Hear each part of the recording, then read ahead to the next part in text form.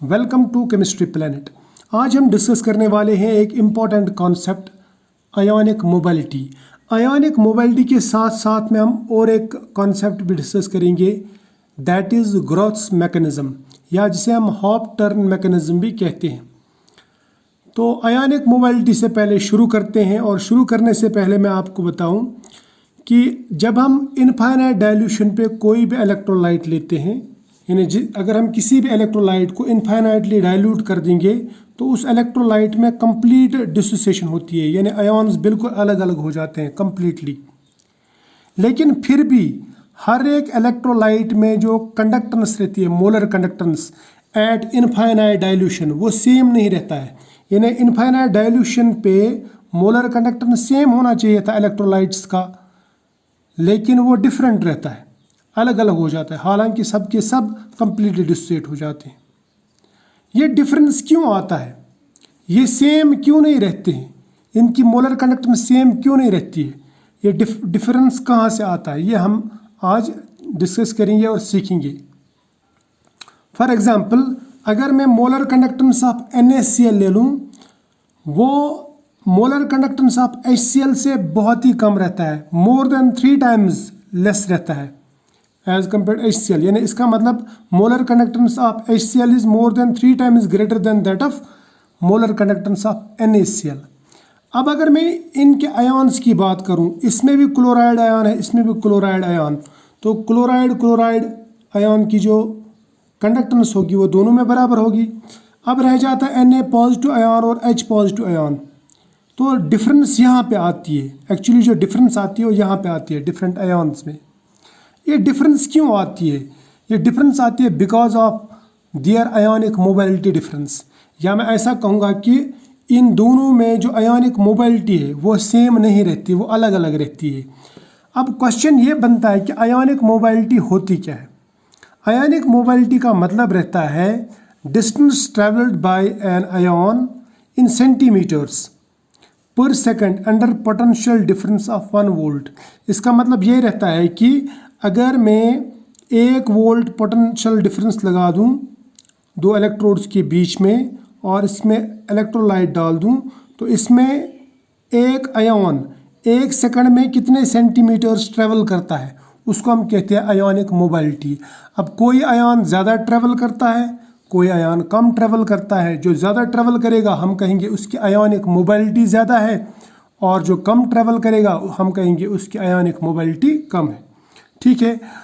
अब ये भी बात सही है कि जितना आयॉन्स फास्ट मूव होंगे, ज़्यादा ट्रैवल करेंगे, जल्दी मूव होंगे, स्पीड से चलेंगे, उतना वो इलेक्ट्रिसिटी भी ज़्यादा कैरी करेंगे, उतना वहाँ पे कंडक्टेंस भी ज़्यादा होगा। बात समझ में आ रही है?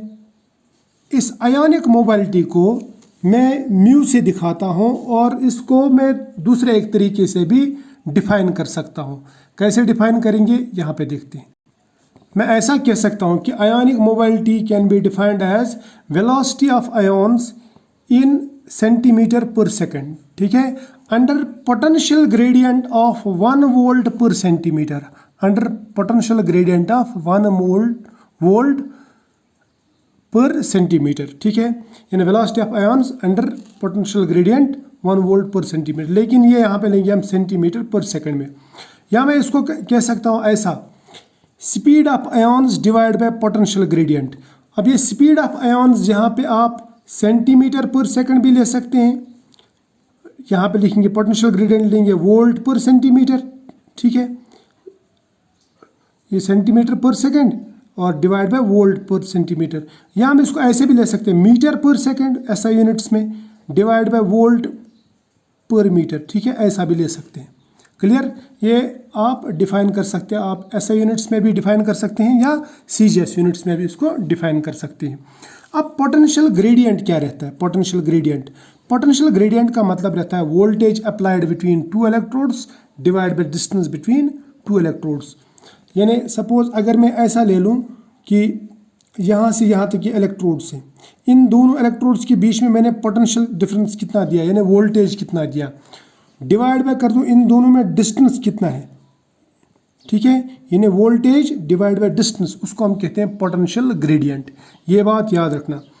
अब अगर मैं इस आयोनिक मोबाइलिटी का यहाँ पे इस इक्वेशन के हिसाब से यूनिट आपसे पूछूं तो यूनिट क्या आएगा, तो आप यूनिट लिख सकते हैं। आप इसको जैसे मैंने यहाँ पे कहा centimetre per second divide by volt bye पर सेंटीमीटर, या मीटर पर सेकंड डिवाइड बाय वोल्ट पर मीटर, तो यहाँ पे भी ऐसा ही कर सकते हैं। आप क्या कर सकते हैं, इसको centimetre per second divide by volt per centimetre, या इसको मैं ऐसे कह सकता हूँ सेंटीमीटर बाय सेकंड इंटू, इसको उल्टा कर देंगे सेंटीमीटर बाय वोल्ट, ये बन जाएगा सेंटीमीटर स्क्वायर पर सेकंड पर वोल्ट। ठीक है, ये इसका यूनिट आएगा।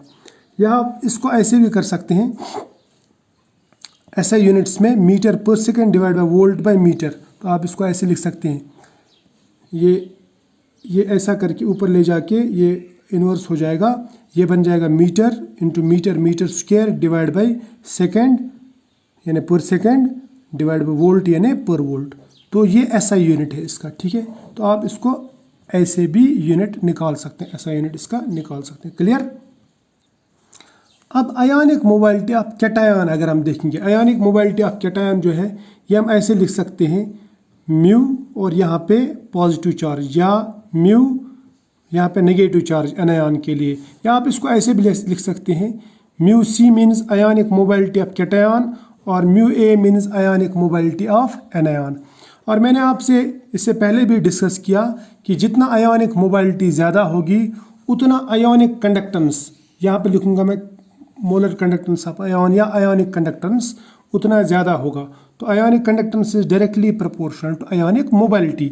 जैसे ionic conductance of cation is directly proportional to mu cation या आयोनिक मोबाइलिटी ऑफ कैटायन। इस तरह से ionic mobility of anion is directly proportional to mu A यानी आयोनिक मोबाइलिटी ऑफ एनायन, ऐसा हम कह सकते हैं।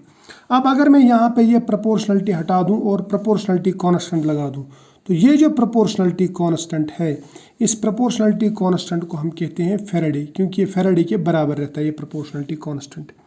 और फैराडे किसके बराबर रहता है, 96500 कूलम्स। ठीक है, तो इसका मतलब यहाँ पे ये जो एफ है ना, ये प्रोपोर्शनलिटी कांस्टेंट है जिसे हम फैराडे कहते हैं। तो फिर मैं ये कह सकता हूँ कि ionic conductance is equal to Faraday into ionic mobility. ठीक है, या आप ऐसे भी कह सकते हैं इसको, आयोनिक मोबाइलिटी जो है यहाँ पे रखो और इसको इधर ले जाओ, ये बन जाएगा ionic mobility is equal to ionic conductance divide by F. ठीक है, यानी फैराडे।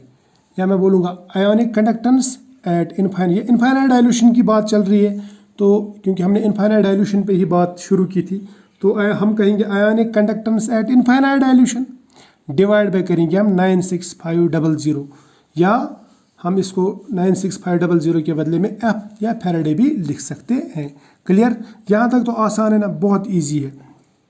अब देखो आयोनिक मोबाइलिटी जो रहती है, यानी जो लिक्विड स्टेट में आयॉन्स रहते हैं उनकी mobility, ionic mobility speed of gaseous ions से बहुत ही कम रहती है, क्योंकि गैसियस आयॉन्स की जो स्पीड है ना वो अराउंड 10⁻², यानी मैं बोलूँगा 1000 मीटर पर सेकंड रहती है, यानी बहुत ही फास्ट मूव करते हैं। अब ये आयोनिक मोबाइलिटी सोल्यूशन में कम क्यों रहता है और गैसियस आयॉन्स में ज़्यादा क्यों रहता है, इसका रीज़न है, इसकी एक वजह है। पहला रीज़न, जो आयॉन्स रहते हैं लिक्विड स्टेट में वो फ्रीक्वेंटली कोलाइड करते हैं, यानी वहाँ पे फ्रीक्वेंट कोलिजन होता है between ions and solvent, ion और सॉल्वेंट के बीच में कंटिन्यूसली। मान लीजिए ये सॉल्वेंट में आयॉन्स है, ये यहाँ से यहाँ ट्रेवल करना चाहता है, तो यहाँ पे बीच में ये बहुत सारे सॉल्वेंट मॉलिक्यूल्स के साथ में टकराएगा, तो ये सॉल्वेंट मॉलिक्यूल्स इसको जल्दी पास होने नहीं देंगे। ठीक है, और मैं बोलूँगा कि इसका जो फ्री पाथ है वो कम रहता है, या मीन फ्री पाथ इसका बहुत ही कम रहता है। दूसरा जो रीज़न है वो है सॉल्वेशन। सॉल्वेशन का मतलब रहता है जब हम कोई भी आयॉन सपोज वाटर में डाल देंगे, तो वाटर के साथ में क्या होगा, इस आयॉन का और इसका वाटर के डायपोल का इंटरेक्शन होगा। This interaction is called solvation. Solvation means ion solvent interaction, solvation. या मैं इसको, अगर सॉल्वेंट वाटर है तो इसको मैं हाइड्रेशन भी कह सकता हूँ, हाइड्रेशन। तो वाटर में इसका हाइड्रेशन हो जाता है, यानी वाटर इसको घेर लेता है, इसके साथ में चिपक जाता है, इंटरेक्ट करता है, इसके साथ चिपक जाता है। तो इसका मतलब वाटर में जो आयन है वो फ्री नहीं है, बल्कि उसके साथ में सॉल्वेंट भी है। उसने सॉल्वेंट के कपड़े पहने हुए हैं और वो बड़ा हो गया, मोटा हो गया, ठीक है। और इस आयन को मैं बोल सकता हूँ यहाँ पे सॉल्वेटेड आयन। क्या बोलूँगा? Solvated ion. और सॉल्वेटेड आयन का साइज फ्री आयन से ज़्यादा रहता है। क्लियर? और चलने में भी दिक्कत होगी, यानी उसकी मोबाइलिटी कम हो जाएगी। अब क्वेश्चन यह है कि सॉल्वेशन ज़्यादा कब होगी, यानी सॉल्वेंट कब लपेटेगा किसी आयन को ज़्यादा। याद रखना, जब चार्ज ज़्यादा होगा, किस पे? आयन पे। आयन पे जब चार्ज ज़्यादा होगा तो सॉल्वेशन, उसका सॉल्वेशन ज़्यादा हो जाएगा, क्योंकि जितना चार्ज होगा उतना वाटर के डायपोल को अपनी तरफ अट्रैक्ट ज़्यादा करेगा। इसी तरह से अगर उसका साइज़ कम हुआ, अगर साइज़ छोटा है तो इसका मतलब इसके ऊपर चार्ज डेंसिटी यानी चार्ज पर यूनिट वॉल्यूम ज़्यादा है। चार्ज पर यूनिट वॉल्यूम ज़्यादा हो गया तो उससे वह ज़्यादा से ज़्यादा सॉल्वेंट को अपनी तरफ अट्रैक्ट करेगा और इसका साइज़ बढ़ जाएगा। सॉल्वेटेड साइज़ बोल रहा हूँ मैं, अपना साइज़ तो छोटा है इसका, लेकिन सॉल्वेटेड साइज़ बढ़ जाता है। So we can say solvation increases with increase in charge and decrease in size. अगर सॉल्वेशन बढ़ गई तो साइज़ ऑफ आयन जो है आयन वो बढ़ जाएगा। मगर कौन सा साइज़? Solvated size. सॉल्वेटेड, एक तो रहता है आयन विदाउट सॉल्वेंट, और दूसरा रहता है सॉल्वेंट जब घेर लेता है आयन को, यानी जब हम सॉल्वेंट के कपड़े पहनाते हैं आयन को तो मोटा हो जाता है, बड़ा हो जाता है, उसका साइज़ बढ़ जाता है, हेवी हो जाता है, भारी लगता है। जिस तरह सर्दियों में हम गर्म कपड़े पहनते, ज़्यादा कपड़े पहनते हैं तो हमारा साइज़ बढ़ जाता है ना, जबकि गर्मियों में हम कम कपड़े पहनते हैं तो हमारा जो साइज़ है सॉल्वेटेड साइज़ या कपड़े विद कपड़े साइज़ वो कम रह जाता है, ठीक है। अब देखो, अब अगर हमारे पास में दो आयन, सपोज एक आयन है बड़ा, छोटा, दूसरा है बड़ा।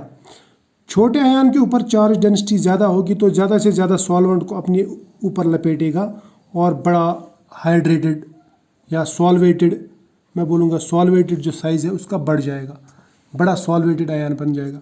अब अगर ऑलरेडी बड़ा आयन है तो इसका मतलब चार्ज पर यूनिट वॉल्यूम कम होगा, यानी चार्ज उतना ही है लेकिन वॉल्यूम ज़्यादा है तो चार्ज डेंसिटी मैं बोलूँगा कम हो जाएगा। अगर चार्ज डेंसिटी कम होगा तो ये कम सॉल्वेंट को अपनी तरफ अट्रैक्ट करेगा।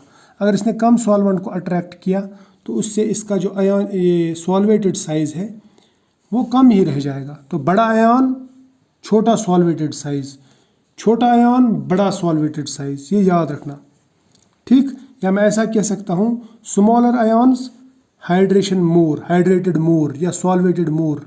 और अगर हाइड्रेटेड मोर हो गया, सॉल्वेटेड मोर हो गया तो इसको चलने में दिक्कत होगी। अगर चलने में दिक्कत हुई तो जो आयोनिक मोबाइलिटी यानी स्पीड जो है, स्पीड पर second per unit potential gradient वो कम हो जाएगी, है ना, वो डिक्रीज हो जाएगी। इसीलिए जब हम वाटर में लिथियम और सोडियम का देखते हैं ना, तो सोडियम की आयोनिक मोबाइलिटी लिथियम के कंपैरिजन में ज़्यादा रहती है, क्योंकि लिथियम का साइज़ छोटा रहता है और सोडियम का साइज़ बड़ा रहता है। लिथियम में हाइड्रेशन ज़्यादा हो जाती है, यानी इसको ज़्यादा कपड़े पहनाते हैं हम, इसको कम कपड़े पहनाते हैं। ये छोटा ही थोड़ा सा बड़ा हो जाता है, ये बहुत ज़्यादा बड़ा हो जाता है, मोटा हो जाता है, इसलिए वो चल नहीं सकता ज़्यादा, ठीक है। शाबाश। जिस तरह छोटे बच्चों को ना सर्दियों में ज़्यादा कपड़े पहनाते हैं ना तो वो मोटे हो जाते हैं, फिर वो चल नहीं पाते ज़्यादा। अच्छा, ये तो मैं ऐसे ही लेमन एग्जांपल बोल रहा, सिर्फ समझाने के लिए। अब छोटे बच्चे का और इससे कुछ लेना देना नहीं है, ये सिर्फ समझाने के लिए बोल रहा हूँ मैं। ऐसा मत समझना कि ये छोटा बच्चा है, ये बड़ा बच्चा, ये सिर्फ एग्जाम्पल दे रहा हूँ। अब और एक पॉइंट, जो H पॉजिटिव आयन, ये लिथियम से भी छोटा है, लेकिन इसकी जो आयनिक मोबाइलिटी है वो बहुत ज़्यादा है, वो 3 टाइम्स या 5 टाइम्स ज़्यादा है, 3 to 5 टाइम्स ज़्यादा है इन आयन से, कहीं कहीं पे 10 गुना ज़्यादा है। साइज़ तो इसका छोटा, ये छोटा आयन है, इसका हाइड्रेशन ज़्यादा होना चाहिए था और इसका हाइड्रेशन होता भी ज़्यादा है, लेकिन फिर भी इसकी आयनिक मोबाइलिटी ज़्यादा है। इस तरह से OH नेगेटिव की आयनिक मोबाइलिटी बाकी आयन से ज़्यादा है। कितना? इनकी ions 5 to 10 times more than others रहती अदर आयन्स, ठीक है। तो इसका मतलब इनकी जो मोबाइलिटी, आयनिक मोबाइलिटी जो है that is very high. But why? ऐसा क्यों? तो रीज़न समझते हम, ऐसा क्यों होता है, ऐसा क्यों होता है। देखो, H positive ion small ion रहता है, हेवीली हाइड्रेटेड रहता है इन वाटर, याद रखना, ये जो H पॉजिटिव आयन है ये जब वाटर के साथ मिलता है ये बनाता है H3O पॉजिटिव आयन, जिसे हम कहते हैं hydrated hydronium ion, hydronium ion.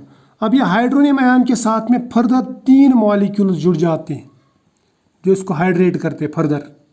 तो इसका जो फॉर्मूला बनता है हाइड्रोनियम आयन का वो बन जाता है H9O4 पॉजिटिव। ये याद रखना, ये एंट्रेंस में भी पूछा जाता है कि एक्चुअल क्या है, तो ये इंपॉर्टेंट है, ये बहुत इंपॉर्टेंट है। ठीक, यानी इसका मतलब वाटर में जो प्रोटॉन है वो पहले एक वाटर मॉलिक्यूल पे चिपकता है, उसके बाद में 3 वाटर मॉलिक्यूल और चिपकते हैं।